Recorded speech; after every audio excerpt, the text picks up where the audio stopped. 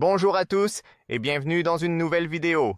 Aujourd'hui, nous conduisons la toute nouvelle Suzuki Acros. C'est le restylage, comme vous le savez probablement. Oui, en fait, ce n'est pas tout à fait nouveau. Nous ne sommes pas en 2025. C'est en fait le modèle 2024, mais il est tout nouveau parce qu'il s'agit du restylage et je n'ai pas eu le temps de le présenter sur la chaîne. Donc dans cette vidéo, je vais vous présenter ce super SUV, le frère, le jumeau du Toyota RAV4. C'est pratiquement la même voiture avec la même technologie. La conduite est quasiment identique, avec quelques petites différences par-ci par-là. Donc en gros, environ 95%, 98% de la voiture est identique à la RAV4.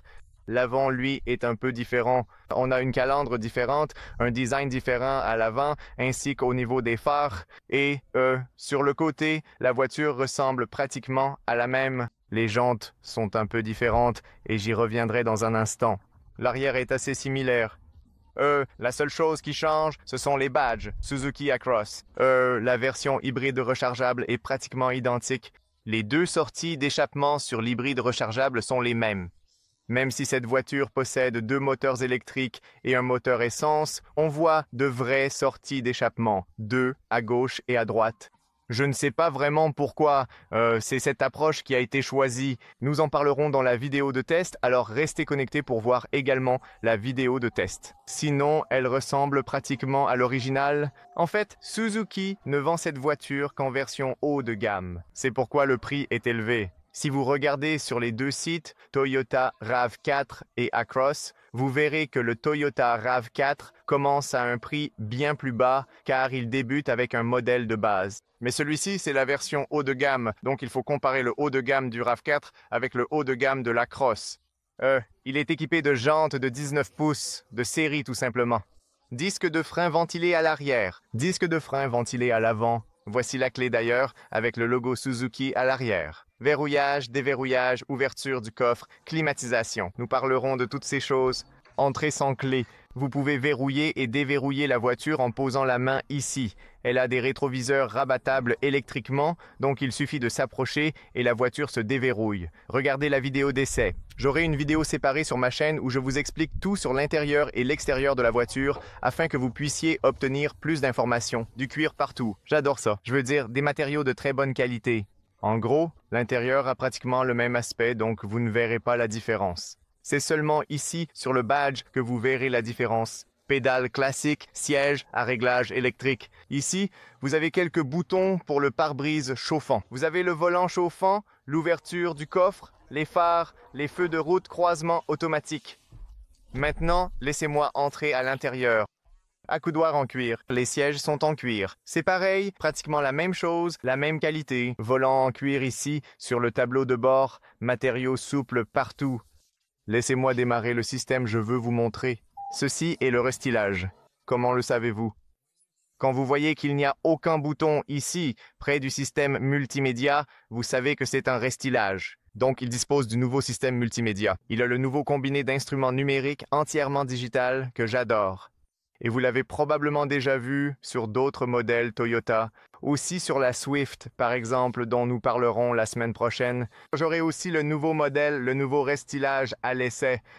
Il est équipé d'Android Auto et d'Apple CarPlay sans fil. Regardez ça, c'est déjà connecté, ce qui est génial. Nous en parlerons bien sûr dans une autre vidéo, une vidéo de test. Je ferai une vidéo séparée. Sinon, au fait, il s'agit de la version hybride rechargeable, les amis. Mais avant d'aller plus loin, je voudrais parler un peu des prix et des informations, et je veux vous donner les données techniques. Il n'existe qu'en une seule version. Cela signifie un moteur essence de 2,5 litres combiné à deux moteurs électriques. C'est un hybride rechargeable et il est bien sûr équipé d'une transmission automatique. Tout d'abord, très important, le moteur essence, c'est un moteur essence de 2,5 litres combiné à un moteur électrique. Les deux entraînent les roues avant de la voiture. Et ensuite, vous avez un autre moteur électrique installé sur l'essieu arrière, ce qui permet d'étendre le système de transmission intégrale qu'ils appellent e-four. Ensuite, nous avons une transmission automatique UCVT, une transmission spéciale pour ces systèmes hybrides rechargeables. Le moteur essence de 2,5 litres est un moteur 4 cylindres en ligne. La puissance totale de la voiture est de 306 chevaux, 227 Nm. Le 0 à 100 s'effectue en 6 secondes. La vitesse maximale de la voiture est de 180 km par heure. La consommation est d'environ 1 litre plus 16,6 kWh. Les émissions de CO2 sont de 22 grammes et la voiture est capable de rouler uniquement en mode électrique jusqu'à 75 km, ce qui est vraiment bien. Probablement, dans la vie réelle, on peut parcourir environ 50 km uniquement en électrique et je vais vous montrer comment faire. Le poids de la voiture est de 1940 kg. Un autre point très important, c'est la suspension. Nous avons un système indépendant McPherson à l'avant et un système multibras à l'arrière. La capacité de la batterie est également de 18,1 kWh. Il s'agit d'une batterie lithium 355 volts située quelque part sous le plancher. Et, comme information supplémentaire, le moteur électrique est installé et intégré à la transmission. À l'avant, il développe 182 chevaux et le moteur arrière, c'est 54 chevaux, installés sur l'essieu arrière. Et le moteur essence, 185 chevaux. La puissance totale est de 306 chevaux, car le calcul est un peu différent. Ils ne font pas simplement l'addition ensemble. Mais en général, ce sont là les informations les plus importantes. Le rayon de braquage est de 12 mètres et la garde au sol de 19 cm. Ce sont les informations les plus importantes. Maintenant, le prix est également très important. Pour cette voiture, il est d'environ 55 000 à 56 000 euros, selon le pays. Mais pour le moment, à Bucarest, en Roumanie, il y a une bonne offre. 42 210 euros avec une aide du gouvernement. De plus, n'oublions pas que cette voiture bénéficie d'une garantie de 7 plus 3 ans pour le moteur, la transmission, le moteur électrique et tout ce qui s'y rapporte. Donc, elle dispose d'une super bonne garantie qui va jusqu'à 10 ans. Incroyable, non? Maintenant, laissez-moi vous montrer quelques éléments ici, puis nous commencerons à conduire. Tout d'abord, l'ajustement du volant. C'est manuel, bien sûr. À partir d'ici, vous pouvez personnaliser l'écran là-bas, donc vous pouvez choisir les informations que vous souhaitez afficher. Vous pouvez également voir le graphique de ce qui se passe avec l'énergie en temps réel. Vous pouvez voir la pression des pneus. Vous pouvez voir ce qui se passe avec la puissance envoyée aux essieux avant et arrière. Vous pouvez voir et vous pouvez choisir d'afficher la consommation. Vous pouvez voir la zone éco, le score éco, le ratio de conduite en mode EV. Donc, cela vous montre combien de temps vous avez roulé uniquement en mode électrique, ce qui est très important. Info de conduite, trajet A, trajet B et le graphique, puis ici, vous pouvez faire la même chose. Je vais réinitialiser la consommation maintenant, la remettre à 0. Et bien sûr, au centre, vous pouvez essentiellement choisir d'accéder à différents réglages. Oui, je vous montrerai plus d'informations à ce sujet dans la vidéo de revue. Ici, sur le côté gauche, vous pouvez voir que nous avons 34 km, environ 70%, 65, 70% de batterie restante. Et voilà, c'est tout. Maintenant, ici, nous avons quelques boutons. Voici le levier pour changer les vitesses. Vous pouvez le mettre en mode conduite, tout simplement. Vous pouvez le mettre en S, puis vous descendez ou montez pour changer les vitesses. Vous pouvez voir manuellement si vous souhaitez le faire. Je vais le laisser en mode parking. Ici, vous avez le frein à main électronique. Vous avez la fonction Auto Hold. Ici, vous avez le mode trail. Si vous voulez passer en mode trail, vous appuyez sur ce bouton et la voiture passera en mode conduite normale, puis en mode trail. Maintenant, avec cette molette, vous pouvez passer en mode éco. Il suffit de la tourner vers la gauche pour être en éco, vers la droite pour être en sport. Appuyez sur ce bouton pour revenir en mode normal. Et c'est génial parce que vous n'avez pas besoin de regarder, vous savez ce que c'est. Vous regardez simplement la route, puis vous tournez la molette et vous savez, où vous en êtes. Et puis vous avez deux autres boutons ici. L'un d'eux, c'est Auto, EV, Hybride. Donc, vous appuyez dessus. Vous pouvez voir, sur le côté gauche, ce mode auto apparaît. Donc, la voiture choisira pour vous quand rouler en électrique, quand rouler à l'essence ou quand combiner les deux. Et puis, vous avez un autre bouton ici qui indique « Charger pour maintenir ». Et si vous appuyez dessus, vous pouvez passer en mode hybride. Donc, vous choisissez d'être en mode hybride. On appuie encore une fois pour le mode EV, mode électrique uniquement, si vous avez assez de batterie. Et si vous le maintenez puis le relâchez, il indique mode de charge. Et vous entendez le moteur, il tourne en ce moment. Et quand il tourne, il recharge la batterie. Donc si vous voulez recharger la batterie, vous le mettez en mode de charge et la voiture, le moteur à essence fonctionne et il recharge alors la batterie. Il n'utilise pas l'énergie de la batterie, ce qui est super cool. J'adore comme il est simple d'ajuster cela. Ici, c'est facile à comprendre. Ensuite, vous rechargez la voiture. Ici, vous avez la batterie. Ici, vous avez le moteur arrière. Ici, vous avez le moteur avant, le moteur électrique intégré à la transmission. Et puis ici, vous avez le moteur à essence. Et je vais laisser ce graphique pour que vous puissiez mieux le voir. Appuyez encore une fois, relâchez et maintenant la voiture est en quelque sorte revenue en mode auto. Donc la voiture choisira automatiquement. Ce que je veux faire, c'est parce que je vois quelque chose sur les essuie-glaces et je ne veux pas commencer à conduire comme ça. Il y a quelque chose juste là sur l'essuie-glace. Donc oui, je pense que maintenant c'est bon. Sinon ça bloquerait notre vue. Et puis commençons à rouler et je vais réinitialiser une fois de plus la consommation. Appuyez ici pendant quelques secondes, puis allez à gauche, maintenez pour réinitialiser, et voilà. Maintenant c'est bon. Ok, super, allons-y. Nous allons aller sur l'autoroute. Nous irons aussi en ville. Nous vérifierons également la consommation. Je le laisse en mode auto, d'accord? Donc, nous avons 34 km d'autonomie. Ici, nous avons 660 km avec l'essence. Gardez cela en tête, d'accord? Comme ça, on pourra vérifier à la fin. Il commence à pleuvoir aujourd'hui. Ce n'est pas une journée idéale pour tester et filmer, mais j'aime le fait qu'il n'y ait pas de soleil dehors. Quand il fait soleil, c'est encore pire, parce qu'on ne voit pas aussi clairement. Oui, maintenant c'est mieux, tu vois? Il n'y a plus rien sur l'essuie-glace. Donc oui, peut-être un petit peu, mais oui, c'est quand même mieux. Ce que j'adore avec ce modèle, l'Acros ou, oui, le RAV4 aussi, c'est le fait qu'il roule vraiment en silence et que tu as la possibilité de conduire en mode électrique. Et franchement, c'est vraiment, vraiment relaxant de conduire en ville. J'adore le fait que tu y aies cette option. Donc, si tu as la possibilité de recharger la voiture, si tu vis dans une maison, si tu ne vis pas dans un grand immeuble, un appartement où tu ne peux pas recharger la voiture, alors oui, ce sera compliqué de la recharger tous les jours, tous les 2 jours, tous les 3 jours. Mais si tu vis dans un endroit où tu habites dans une maison, par exemple, et que tu as une cour, que tu as la possibilité de recharger la voiture, comme ces gens ici, par exemple, alors ce sera un choix parfait. Parce que tu peux faire l'aller-retour maison-travail tous les jours en électrique. Et quand tu pars en long trajet, tu peux utiliser le moteur à essence. Et ça, c'est fantastique. Je pense que c'est une excellente option. D'habitude, je ne recommande pas les hybrides rechargeables aux personnes qui vivent dans de grands immeubles et qui n'ont pas la possibilité de recharger leur voiture. Mais si tu as la possibilité de recharger la voiture à la maison, au travail ou ailleurs, si c'est facile pour toi, alors ça a vraiment du sens et les hybrides rechargeables sont excellents. Maintenant, comme je l'ai dit, cette voiture, c'est essentiellement le même RAV4 stylé. Et la suspension est la même, les pièces mécaniques sont les mêmes, la sensation de conduite est la même, donc il n'y a pas de grande différence ici. On peut aussi allumer le système de climatisation à 22 degrés pour qu'on puisse le régler, comme sur oui, ou peut-être que je vais le mettre sur l'eau, comme je le fais toujours avec toutes les voitures, afin que l'on puisse faire un test vraiment identique à ceux que je fais avec les autres voitures.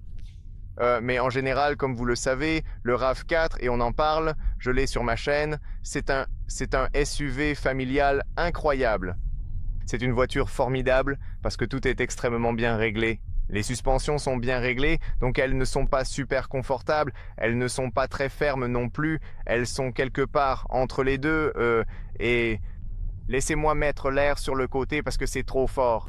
En fait, je n'en ai pas besoin, mais je l'allume juste pour vous montrer ça.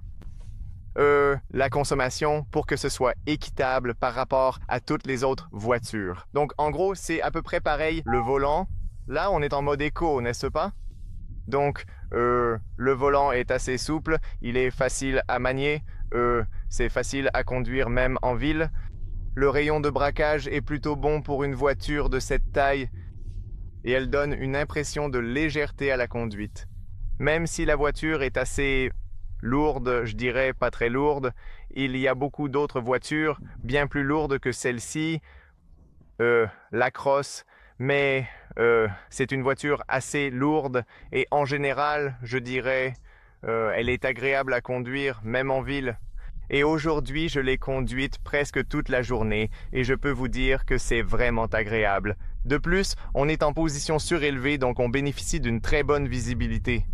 Les sièges sont très confortables, ils sont en cuir, enfin, en cuir synthétique, donc une sorte de cuir artificiel, mais ils sont vraiment très confortables. Une position vraiment agréable. Pour moi, en tout cas, c'est plus que parfait. Les freins et la sensation de la pédale sont excellents. Le système hybride rechargeable fonctionne globalement très bien et vous pouvez voir ici sur les images ce qui se passe avec l'énergie en temps réel. Vous pouvez voir en ce moment comment l'énergie de la batterie va vers le moteur et comment le moteur, via la transmission, fait avancer la voiture à cet instant précis. Il y a aussi la fonction Auto Hold juste ici. Vous pouvez l'activer, vous n'avez pas besoin d'appuyer sur le frein tout le temps, donc vous pouvez aussi la désactiver ou l'activer, c'est très simple. Des boutons physiques, tout est facile d'accès, des boutons physiques sur le volant. D'ici, vous pouvez régler l'autopilote, je vais vous montrer. D'ici, vous pouvez configurer l'écran et nous allons tester l'autopilote sur l'autoroute un peu plus tard. Mais en général, j'adore le fait que vous puissiez voir ce graphique avec ce qui se passe et que vous puissiez mieux comprendre comment fonctionne votre voiture et vous pouvez la faire fonctionner mieux, vous pouvez la faire consommer moins si vous la comprenez mieux, vous pouvez mieux anticiper le trafic. Très bonne visibilité dans les rétroviseurs. Les rétroviseurs sont énormes, énormes, énormes, vraiment très grands, très bonne visibilité. Même ici en haut, la visibilité est bonne. Vous pouvez les régler électriquement d'ici, c'est très simple comme ça.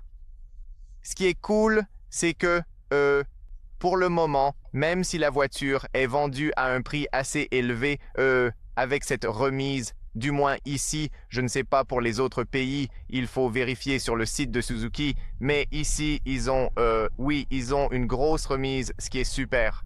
Je pense que c'est le bon moment pour l'acheter.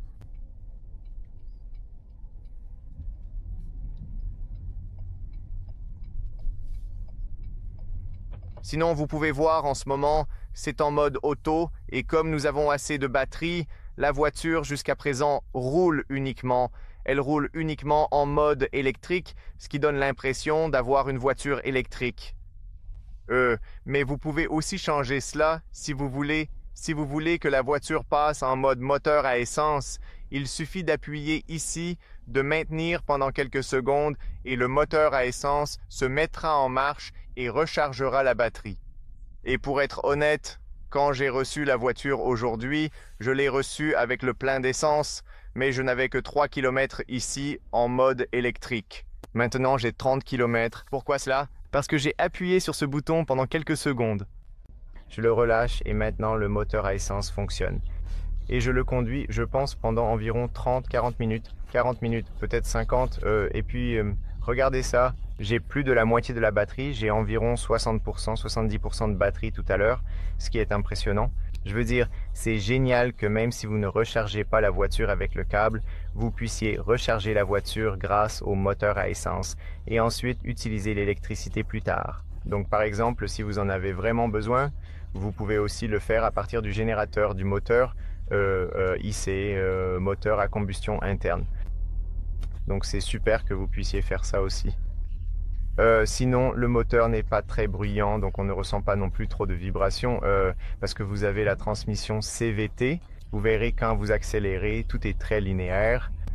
Et bien sûr, quand vous appuyez plus fort, quand vous avez besoin de plus d'énergie, quand vous avez besoin de beaucoup de puissance, alors vous pouvez entendre, vous entendez le moteur monter dans les tours et je vais aussi vous montrer cela.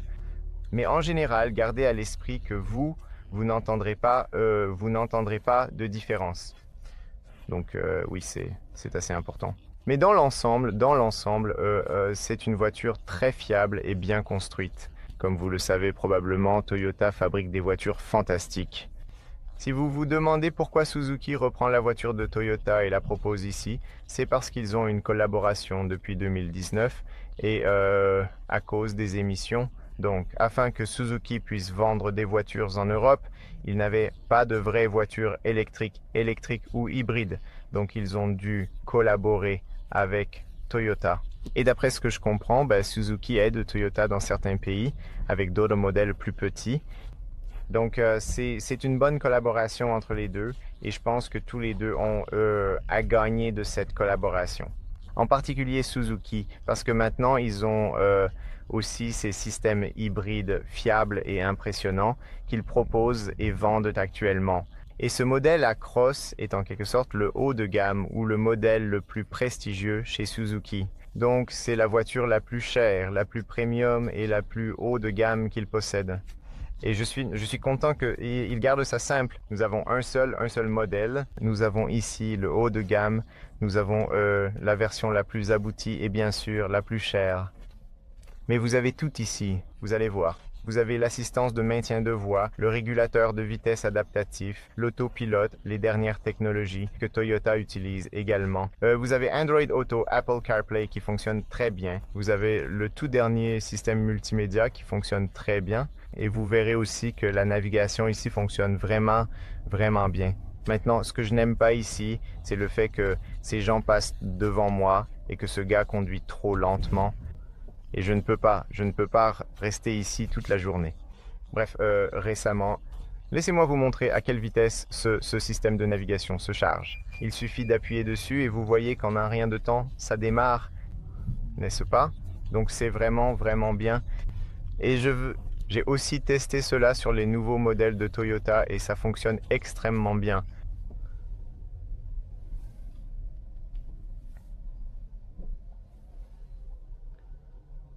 Vous savez, chez moi, ces gars-là, s'ils profitent de certaines personnes qui peut-être n'ont pas, qui sont débutantes ou quelque chose comme ça, et si jamais ils voient que vous restez, ils passent tous devant vous si vous ne faites pas vraiment très attention. Et ce gars devant, vous voyez, il y a eu comme 10 voitures qui sont passées devant lui. Bref, parlons un peu de la régénération, de la récupération, d'accord? Parce que c'est aussi très important. Quand vous accélérez puis que vous relâchez la pédale d'accélérateur, la voiture récupère l'énergie et la renvoie dans la batterie. Et la voiture n'a pas de mode B comme pour avoir plus de récupération, elle ne vous permet pas de choisir entre différents niveaux de récupération, ce à quoi je m'attendrais pourtant sur une voiture hybride rechargeable, où vous savez, il existe des voitures hybrides et même des mild hybrides sur le marché qui vous permettent de régler un certain niveau de récupération.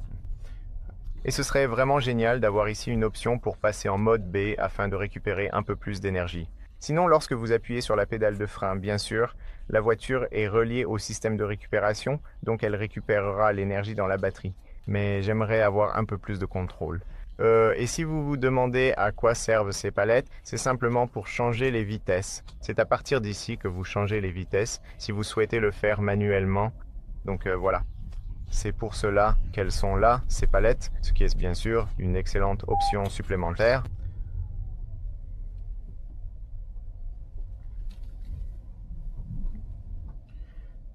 À part ça, le système fonctionne plutôt bien. J'ai aussi testé la consommation un peu plus tôt. C'était assez difficile à tester. Je l'ai aussi testé sur le RAV4. Ils auront probablement une consommation très similaire. La calandre à l'avant est assez différente. Donc les prises d'air à grande vitesse en ville, ça n'a pas d'importance, mais à grande vitesse sur de longues distances, vous verrez probablement une différence de consommation parce que je sais que le RAV4 a un avant un peu plus aérodynamique. Et la Cross, c'est un peu plus agressif et plus joli, mais cela représentera une différence vraiment minime. Probablement qu'à grande distance et à haute vitesse, vous le remarquerez. Mais en général, pour des vitesses allant jusqu'à 100 ou 120 km par heure, et en conduisant en ville ou dans des conditions mixtes, vous ne sentirez pas la différence. Oui, concernant les vitres, nous avons du double vitrage, ce qui est excellent. Donc le vitrage acoustique, l'isolation phonique est plutôt bonne. Cela pourrait-il être mieux? Ça pourrait être mieux, mais c'est déjà très bien. C'est dans le haut de gamme. Aussi, la position de conduite, l'accoudoir, la console centrale, tout semble parfaitement placé. Les boutons physiques, tout est exactement là où il faut.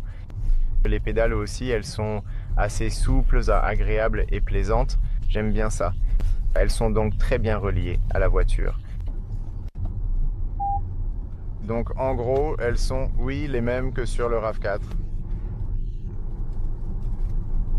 La direction selon le mode de conduite dans lequel vous êtes va s'adapter. Donc si on la met maintenant en mode sport, alors la direction devient un peu plus ferme, ce qui est mieux pour les vitesses élevées, une meilleure tenue de route. Et toi, j'ai l'impression que quand je la mets en mode sport, elle répond un peu mieux à ce qu'on lui demande. Cette voiture, elle est plus lourde, non? Donc tu règles le volant en mode sport et là tu as un retour beaucoup plus réaliste de la voiture et du volant de direction. Et aussi, bien sûr, quand tu la mets en mode sport, la voiture réagit beaucoup plus rapidement. Je le sens déjà dans la pédale quand j'accélère maintenant. J'ai l'impression d'avoir cette puissance supplémentaire dont j'ai besoin. Par exemple, ici, regarde ça. Wow, ça te plaque contre le siège. Et c'est agréable, c'est plaisant, j'aime bien. C'est plutôt rapide. Je veux dire, un peu plus de 300 chevaux, c'est largement suffisant pour toutes les situations de conduite. Donc oui, je dirais que c'est vraiment bien. Tu peux voir par toi-même ce qui se passe avec l'énergie, avec les différentes couleurs. Et tu peux voir quand la voiture récupère de l'énergie, quand elle en utilise, et ainsi de suite. Mais oui, facile à manier. Agréable aussi dans les virages. Là, on est en mode sport, donc la direction est un peu plus ferme. C'est parfait quand on veut conduire de façon un peu plus dynamique.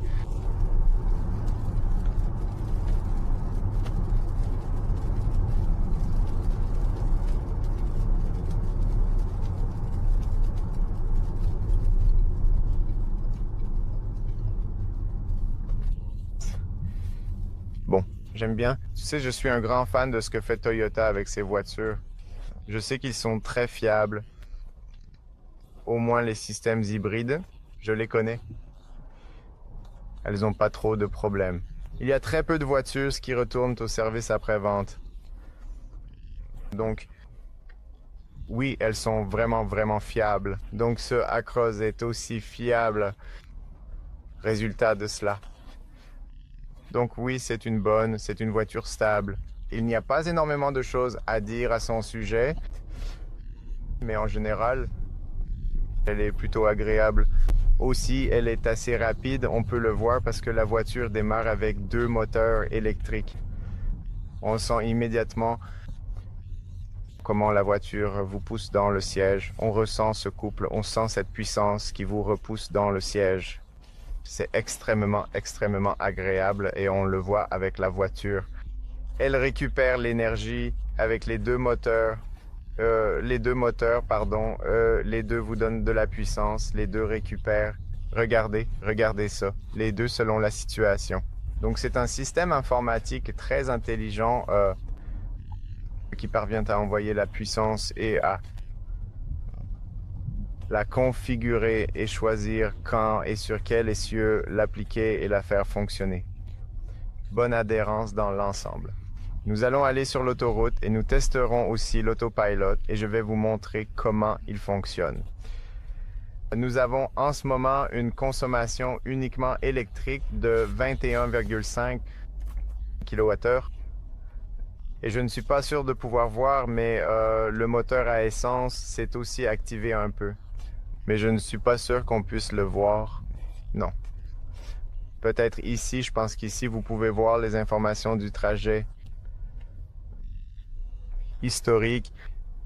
Oui, probablement ici. Non, ça c'est la conduite précédente, donc c'est comme 4,7. Oui, ce sont définitivement les précédents. Trajet actuel, autonomie du trajet, 614, durée du trajet, vitesse moyenne, oui.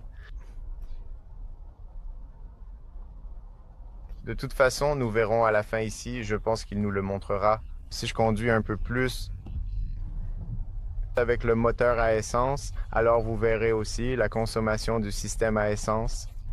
Mais tant que vous avez de l'énergie dans la batterie, la voiture essaiera de rouler davantage en mode électrique de façon plus économique, même si nous sommes en mode sport en ce moment. Et nous roulons en mode sport. Bien sûr, lorsque vous le remettez en mode éco, la voiture vous délivrera la puissance de manière beaucoup plus douce, beaucoup plus lente. Donc, c'est génial que vous ayez ces configurations et ces choix.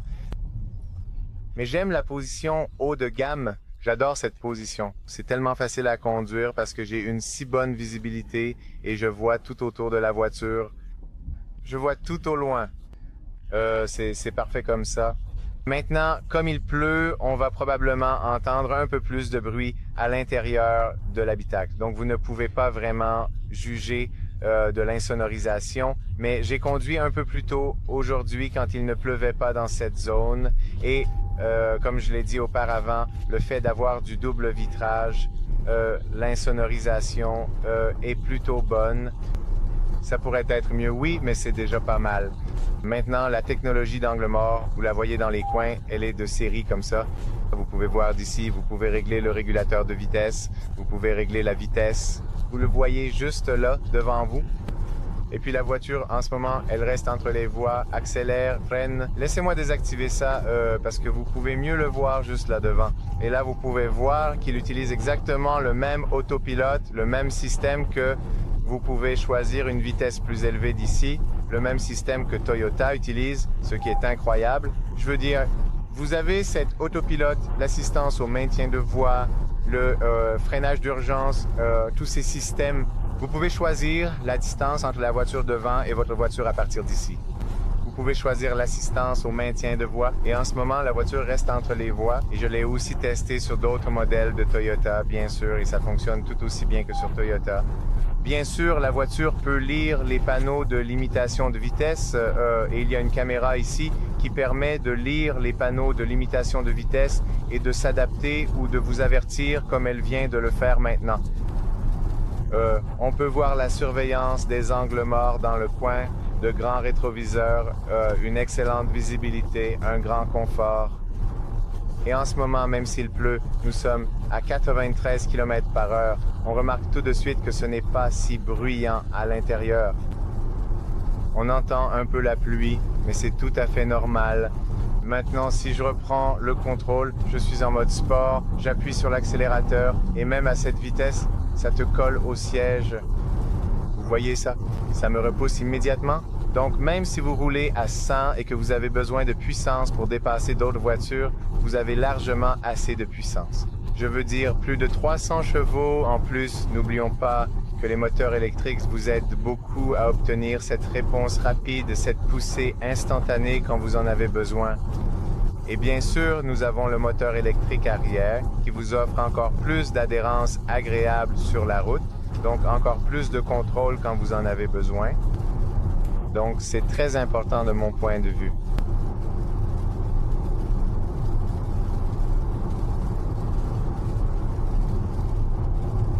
Encore une fois que nous pouvons activer ce pilote automatique et en ce moment, la voiture fait le travail. Elle reste entre les voies, accélère, freine.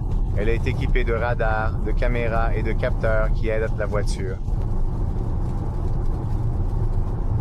Et elle vous avertit de temps en temps de garder les mains sur le volant.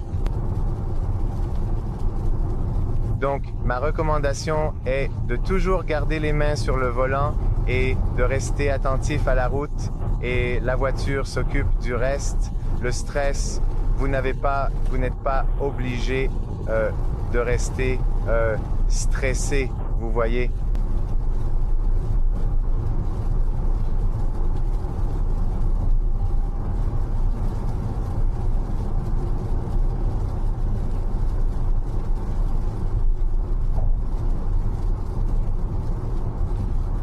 Oui, la consommation augmente un peu en ce moment à 24,6. C'est normal, plutôt normal. Là, tu vois, la voiture me récupère l'énergie dans la batterie. Nous avons encore 18 km d'autonomie dans la batterie.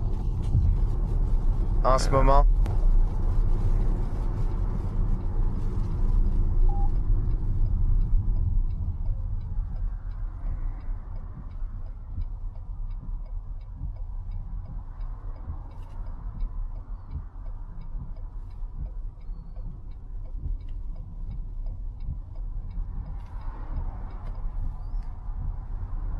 En ce moment, la voiture roule en mode EV, en mode électrique, et la consommation diminue, 21,8.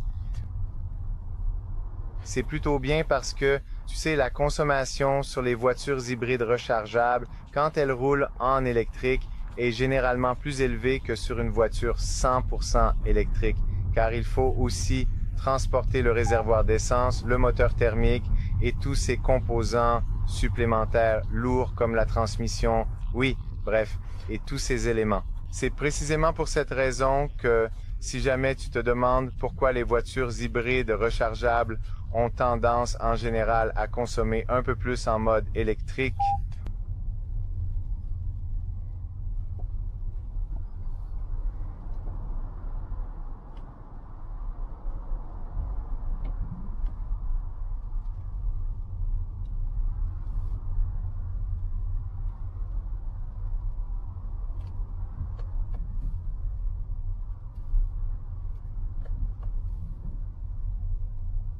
maintenant, voici une bonne simulation, conduire dans la circulation. Tu peux aussi régler le régulateur de vitesse d'ici et maintenant la voiture va accélérer, freiner, garder la distance, rester entre les voies, maintenir la distance avec la voiture devant.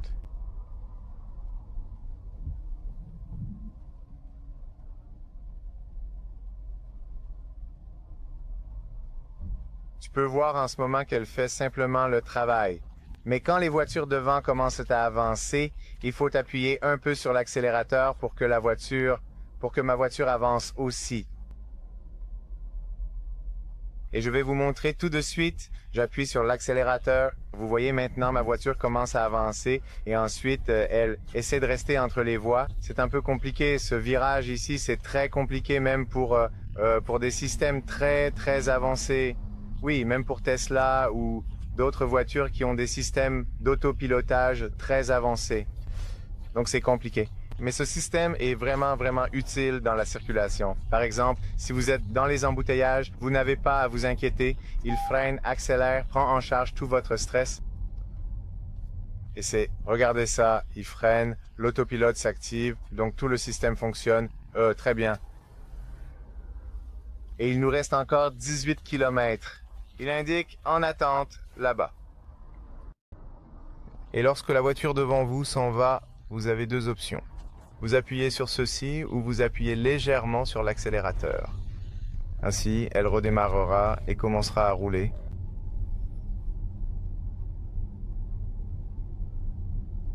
Et en ce moment, la voiture maintient la distance, accélère, freine, et si elle s'arrête, alors vous devez la relancer. C'est la différence entre celle-ci et l'autre système d'autopilote. Ah, une autre différence ici, c'est le fait que vous ne pouvez pas avoir d'affichage tête haute, alors que sur le RAV4, vous pouvez aussi avoir l'affichage tête haute. Mais je ne pense pas que ce soit nécessaire, car vous avez aussi ces écrans incroyables que vous pouvez configurer de tellement de façons et vous avez une bonne visibilité à cet endroit. Donc, oui, je ne sais pas. Pour être honnête les gars, pour moi je ne suis pas un grand fan de l'affichage tête haute. En fait, je ne les aime pas, du moins la nuit. C'est Burke. La nuit, parfois, ils sont tellement agaçants. On voit ces trucs-là.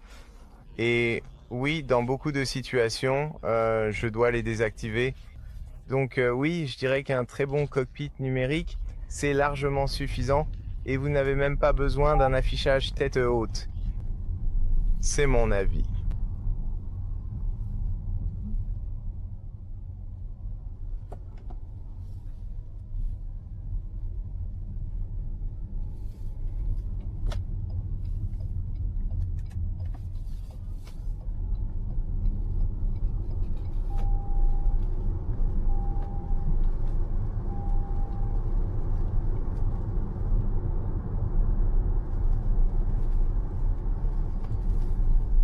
Et nous sommes toujours en mode sport. Je suis toujours en train de conduire en mode sport. Mais si vous avez besoin d'un peu plus de puissance... Oh, d'accord. D'accord. Oh oh. Ça te colle vraiment bien au siège. Vraiment bien. L'adhérence est plutôt bonne. Et le gros avantage, c'est qu'on a cette réponse électrique, cette réponse rapide électrique, parce que les moteurs ont généralement un délai, mais l'électrique, dans les virages, ça reste aussi bon. Bon maintien latéral. Bon contrôle.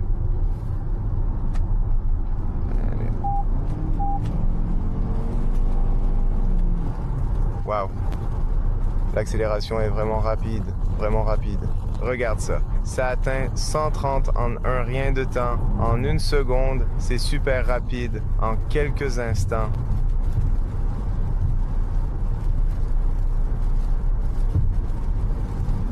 Ouais, c'est vraiment une très bonne routière. Elle tient très bien la route à grande vitesse.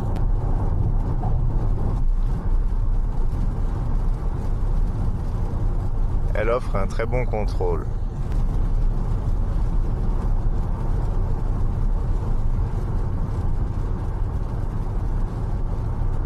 Oui. C'est difficile à dire parce qu'il pleut, il y a des gouttes, il y a un peu de vent dehors, mais dans l'ensemble, c'est vraiment pas mal. En termes d'insonorisation, la stabilité en croisière, c'est très bon. L'empattement est assez long et on a une voiture vraiment stable. En plus, les suspensions sont bien réglées pour offrir un bon confort, mais aussi une bonne stabilité à haute vitesse. Donc elles sont bien configurées.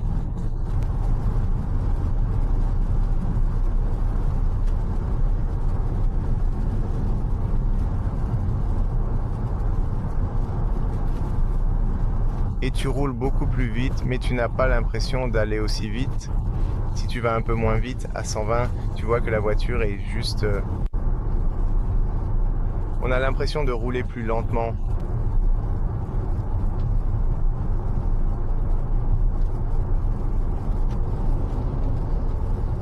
Et le système en général paraît vraiment solide, très stable, et j'aime beaucoup ça.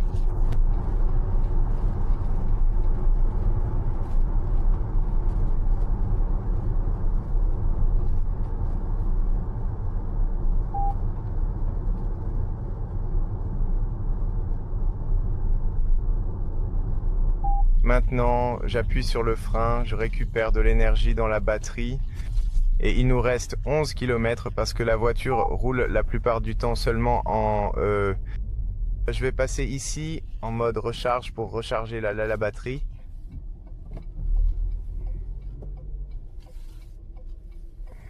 Donc on va un peu en ville, comme ça on peut aussi rouler un peu en ville. Et on pourra vérifier la consommation à la fin en détail, si besoin bien entendu.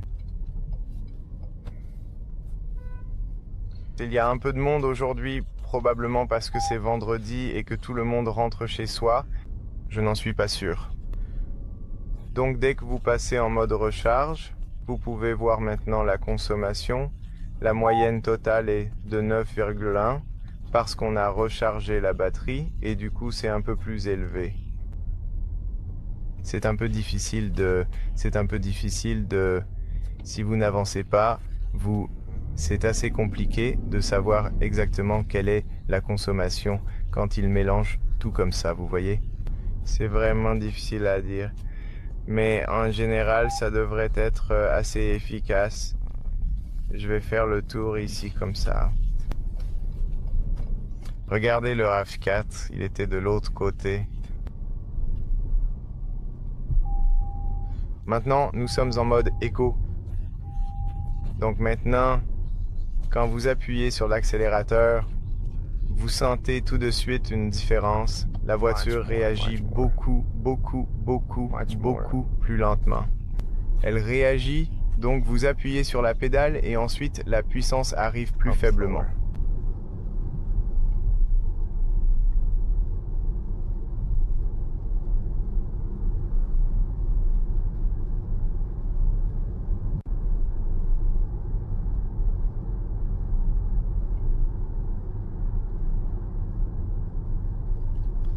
Maintenant, si vous le mettez en mode automatique, la voiture choisira à nouveau de rouler en électrique.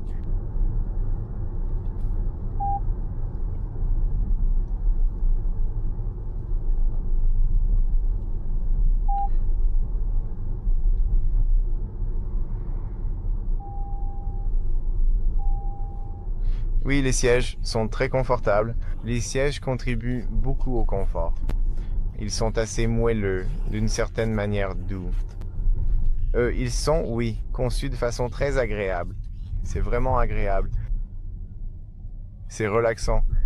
Vous voyez ici, en passant sur ces bosses, puis vous remarquez que lorsque les bosses sont plus grandes, alors vous remarquez aussi que la suspension est également réglée un peu plus sport. Et c'est normal, et on sent un peu que la voiture est plus lourde. Mais c'est en quelque sorte normal, car il faut cela quand on veut rouler plus vite, pour avoir une meilleure stabilité, à grande vitesse. Donc c'est très important.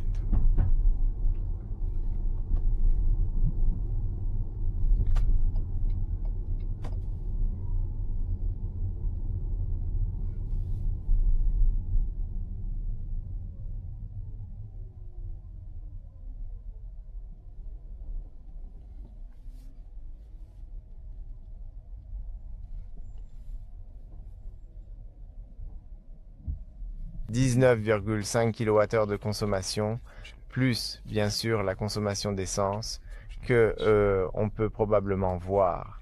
Voyons si on peut la voir ici sur le côté droit. La pression des pneus, vous pouvez voir ici la puissance qui va à l'avant ou à l'arrière, la moyenne totale. Gouvernail, d'accord. Distance moyenne avec.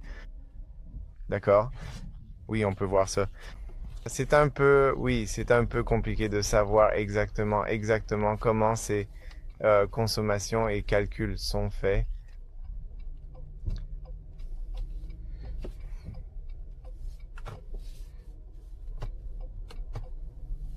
D'accord.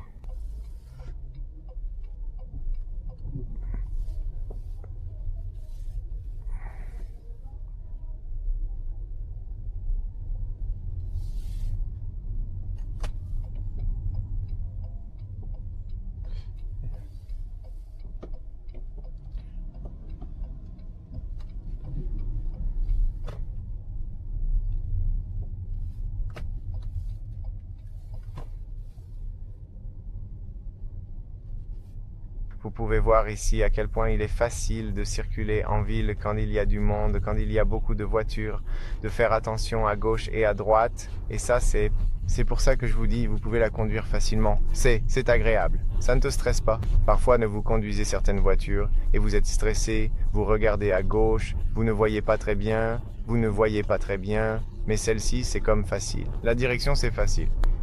La visibilité, c'est facile. Ça te donne une sensation agréable, plaisante, tu sais, quand tu la conduis. Donc, c'est très, très important, quand on a une voiture, de se sentir détendu à l'intérieur et que cela t'aide à traverser différentes situations facilement, de manière simple, pour que tu puisses t'intégrer à la voiture d'une façon plus agréable et plus facile.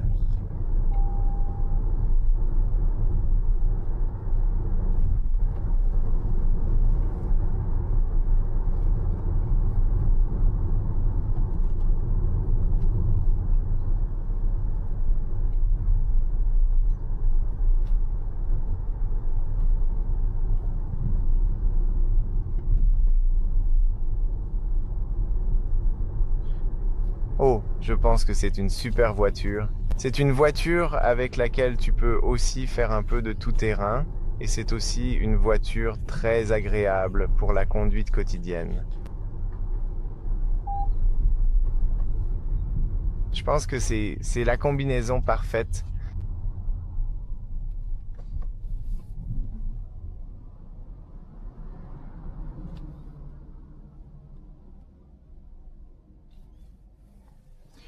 J'ai ici Apple CarPlay installé juste là, donc tu peux aussi utiliser la carte, tu peux aller ici, tu peux aussi utiliser la commande vocale par exemple, ou tu peux écrire. UPS, voyons voir. Recherche, et ensuite tu vérifies simplement ici autour. Laisse-moi voir. Centre de service client UPS. Et puis tu choisis la destination, tu choisis d'y aller, et c'est tout. Bam, c'est aussi simple que ça. C'est vraiment aussi simple que ça.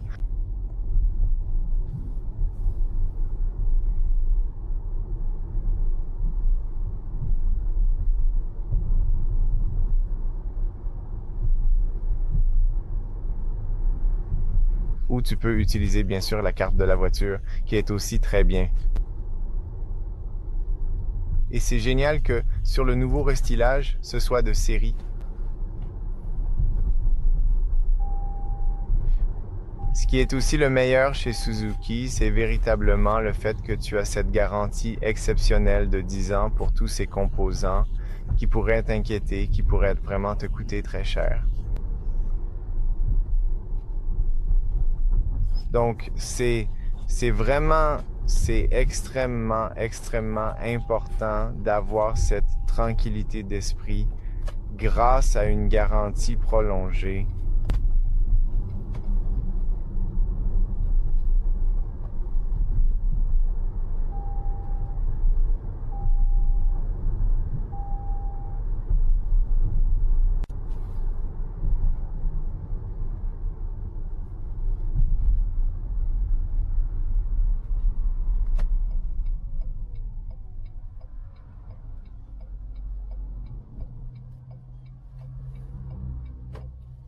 Donc vous pouvez y aller si vous voulez revenir en arrière. Vous pouvez revenir à Suzuki, vous pouvez aller à la carte de Suzuki, et puis à nouveau, vous pouvez recalculer l'itinéraire. Ce que je remarque avec ces nouveaux systèmes, regardez ça, c'est super réactif. Vous voyez que c'est très réactif. Donc les écrans sont maintenant beaucoup plus rapides qu'avant. Et oui, vous n'avez pas besoin de plus que ça, plus que ce que cet écran vous montre. En plus, vous avez le système de climatisation avec des boutons physiques faciles à régler, faciles à paramétrer. Vous avez ici les sièges chauffants pour vous et le passager. Vous avez le contrôle de traction sur un bouton physique. Vous avez, oui, plein de boutons physiques et de réglages que vous pouvez ajuster et modifier très facilement. Donc pour une personne qui déteste les écrans tactiles et qui aime les boutons physiques, cette voiture est tout simplement parfaite. Parce que tout ce dont vous avez besoin est exactement à la bonne place. Donc l'ergonomie de la voiture est très bonne.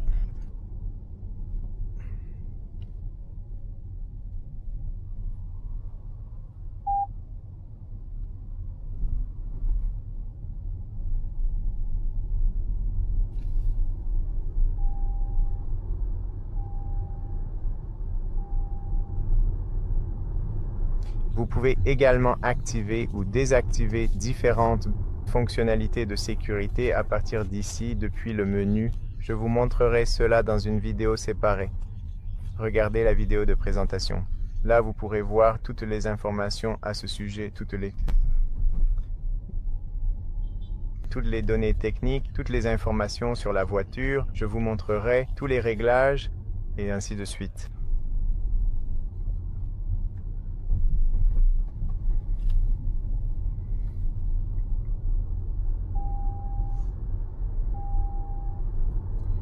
À l'Euro NCAP, elle a obtenu la note maximale de 5 étoiles, donc c'est aussi une voiture sûre.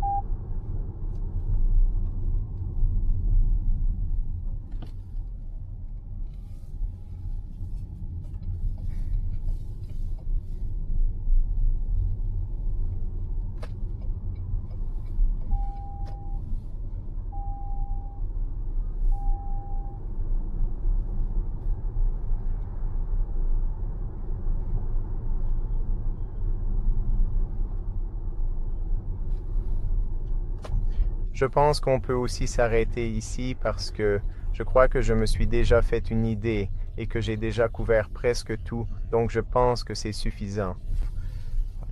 Mais bien sûr, j'aurai aussi une vidéo de nuit. Si vous voulez voir comment sont les phares et à quoi ça ressemble, allez la voir. Et aussi la vidéo de présentation complète qui est très importante. Je vais essayer de faire une vidéo sur le système multimédia pour vous montrer comment connecter votre téléphone. Donc n'hésitez pas à regarder aussi ces autres vidéos. Si vous avez des questions, posez-les-moi ci-dessous, quelle que soit votre question. Je serai vraiment ravi de vous aider pour chacune de vos questions. Aussi, j'espère que cette vidéo vous a été utile pour vous. J'espère que vous avez trouvé des informations intéressantes ici. Garons-nous et laissez-moi aussi vous montrer les caméras. Et voici l'endroit parfait où nous pouvons garer notre voiture en silence.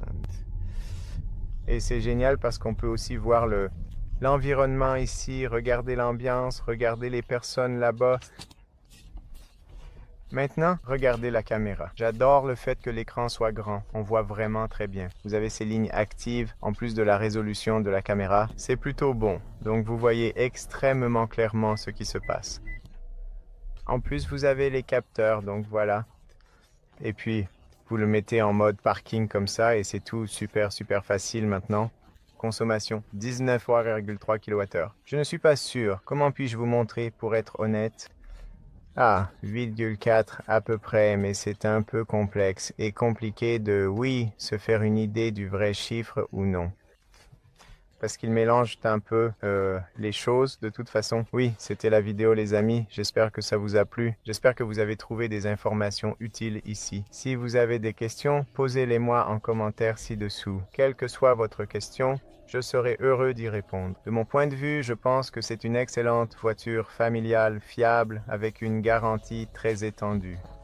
Si vous cherchez la tranquillité d'esprit, ce SUV pourrait être l'un des modèles que vous recherchez. Parce que 10 ans de garantie sur tous les composants importants. C'est une super affaire. Et en plus, il y a l'offre en Roumanie. Mais si vous êtes dans votre pays, il se peut que vous ayez aussi une offre en ce moment. Je pense que c'est le bon moment pour s'intéresser à ce Suzuki Acros. En tout cas, c'était la vidéo. Merci d'avoir regardé les amis. J'apprécie vraiment. N'oubliez pas d'aimer, partager, vous abonner. Ça compte beaucoup pour moi. Prenez soin de vous. À très bientôt pour la prochaine vidéo. Salut les amis.